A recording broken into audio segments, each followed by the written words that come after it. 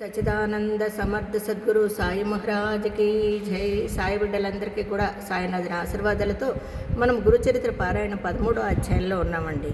నిన్న చెప్పుకున్నాం, గోదావరి పరిక్రమం కొనసాగించారు. తర్వాత శ్రీగురుడు వాసర బ్రహ్మేశ్వర క్షేత్రం చేరి స్నానానికై శిష్యులతో కలిసి నది ఒడ్డుకు వచ్చారు.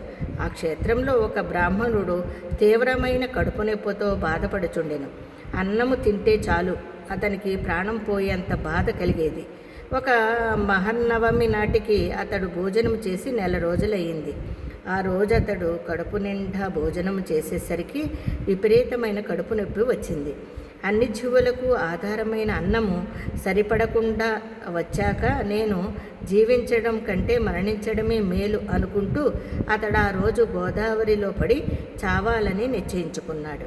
అతడు తన మెడకొక బండ కట్టుకొని ఆయాసపడుతూ చివరిసారిగా శివుని స్మరించి, స్వామి, నేను పూర్వజన్మలో పేదలకు అన్నదానము చేయలేదో, అతిథులను ధిక్కరించానో, ఈ జన్మలో భూమికి భారమయ్యాను. ఎట్టి పుణ్యము గత జన్మలో చేయనందువల్లనే కాబోలు ఈ జన్మలో కొద్దిపాటి పుణ్యఫలము కూడా అనుభవించలేదు. బ్రాహ్మణుల జీవనము, పశువుల గ్రాసము అపహరించో, నమ్మిన వారికి ద్రోహం చేశానో, తల్లిదండ్రులను అవమానించానేమో, లేక ఎన్నో జీవులకు నివాసమైన వానానికి నిప్పు పెట్టానేమో, తల్లిదండ్రులను విడచి భార్యతో కలిసి మృష్టాన్న భోజనం చేశానో, లేక వధువరులను చంపానేమో, లేకుంటే అన్నమే గిట్టని ఈ వ్యాధి నాకెందుకు వస్తుంది? ఈశ్వరుని భక్తితో పూజించలేదో, లేక నేను సద్గురువును నిందించానేమో, లేకుంటే నన్నే దైవము ఎందుకు అనుగ్రహించదు అని పరితపించి నదిని సమీపించాడు. అన్ని విధాలుగా అనుకున్నాడండి. ఈ కృతజన్మలో నేను ఇన్ని రకాల పాపాలు చేస్తుంటానేమో, అందుకని అతనికి ఆకలి అనేది ఉండేది కదంటండి. ఒకవేళ తింటే కడుపు నొప్పి భరించలేక చంచిపోవాలని వెళ్తాడండి నదిలోకి.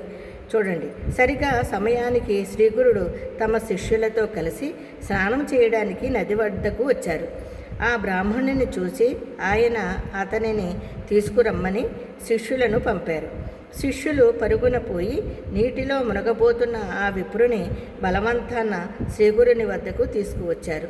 స్వామి, అతనితో బ్రాహ్మణుడా, ఆత్మహత్య మహాపాపమని తెలిసి కూడా నీవు అందుకే పాల్పడుతున్నావేంటి అని అడిగారు. ఆ బ్రాహ్మణుడు, స్వామి, నన్ని విషయము అడిగి మాత్రము ప్రయోజనమేమున్నది? పక్షానికి నెలకు ఒక్కసారి భోజనం చేసినా కూడా భరించరాని బాధ కలుగుతుంది. అన్నం తినకుండా నేనెలా బ్రతికేది? నేను జీవించడము వలన భూమికి భారమే కానీ ప్రయోజనమేమున్నది అని చెప్పి కన్నీరు కార్చాడు. శ్రీగురుడు, నాయనా, క్షణంలో నీ బాధ పోగొట్టగల ఔషధం ఇస్తాను, భయం లేదు. ముందుగా నీవు నిర్భయంగా రుచికరమైన భోజనము చేయి అన్నారటండి శ్రీపాదవల్లభుడు. అందుకని రేపొద్దున్న కథమాది తెలుసుకుందాము. అంతవరకు అందరికీ సాయిరామండి. జై గురుదత్త, శ్రీ గురుదత్త.